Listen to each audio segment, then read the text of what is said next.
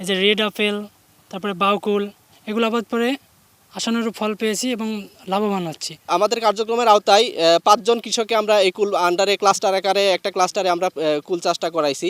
1050 বিক্রি হয়ে গেছে, ইনশাল্লাহ এখনও আশানুরূপ আরও ভালো হবে। এখানে আপনার খরচ হয়েছে প্রায় 50,000 মতো সব মিলিয়ে, আর বিক্রি 2 লাখ প্লাস হতে পারে। আমি বিগত 5 বছর ধরে আপনার বড়ের আবাদ করছি। আগে আমি নিজস্ব পন্থায় বিভিন্ন বাগান থেকে চারা সংগ্রহ করতাম, চারা কলম করে চারা সংগ্রহ করতাম। এতে আপনার লাভ হতো, কিন্তু আশানুরূপ ফল আমি পেতাম না। তারপরে আপনার এই যে দিশা কৃষি সংস্থা, এদের খোঁজ পাই এবং তারপরে আমি ওরা যেভাবে আবাদ করতে দেয়, তবে নির্দিষ্ট চারা সংগ্রহ করি ওখান থেকে। তারপর ওরা আমাদের ট্রেনিং দেয় কিভাবে আবাদ করতে হবে, কিভাবে চাষ করার পদ্ধতি সম্পর্কে আমাদের ধারণা দেয়। তারপরে আমি এই যে রেড আপেল, তারপরে বাউকুল, এগুলো আবাদ করে আশানুরূপ ফল পেয়েছি এবং লাভবান হচ্ছি। এবছরে আমি প্রায় ডিসেম্বরের মাঝামাঝি থেকে হারভেস্ট করা শুরু করেছি। এখন আশানুরূপ ভালো, আপনার 1050 বিক্রি হয়ে গেছে, ইনশাল্লাহ এখনও আশানুরূপ আরও ভালো হবে। কেজিতে আপনার প্রথমে 120 এরকম কেজি পেয়েছিলাম, এখন আস্তে আস্তে কমছে বাজার অনুযায়ী। এখন আপনার 90 টাকা 80 টাকা এরকম পাওয়া যাচ্ছে। এখানে আপনার খরচ হয়েছে প্রায় 50,000 মতো সব মিলিয়ে, আর বিক্রি 2 লাখ প্লাস হতে পারে।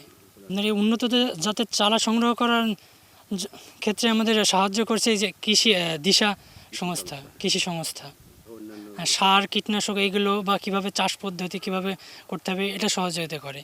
তাছাড়া মনে করেন প্রথমে আপনার সাথী ফসল হিসাবে মালচিং করে আপনার মরিচ আবাদ করছিলাম, এতে আশানুরূপ ভালো ফল। হ্যাঁ, এখান থেকে খরচ উঠে আসছে। এখন বড়ই যেটা হচ্ছে, এটা মনে করেন এখন ফ্রি বলা যায় সম্পূর্ণ।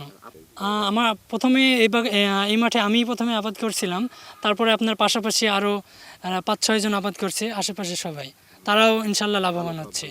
আমার আছে টরবিনো, আপনার আছে তো? এখানে আমরা এবার আমাদের কার্যক্রমের আওতায় 5 জন কৃষককে আমরা এই কুল আন্ডারে ক্লাস্টার আকারে একটা ক্লাস্টারে আমরা কুল চাষটা করাইছি।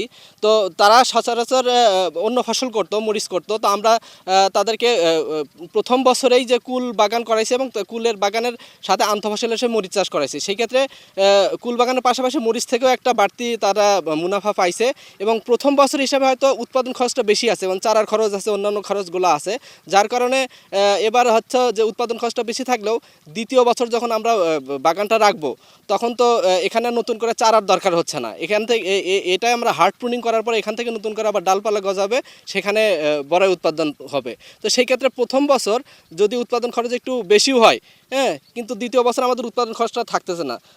সেই হিসাবে আমি বলতে পারি যে আসলে এই কুল বাগান করা, শুধু কুল না, যে কোনো ফলের বাগান করে লাভজনক, এবং এটা তো একবার বাগান করলে আমরা 3 বছর এখানে ফল অনায়াসে নিতে পারবো।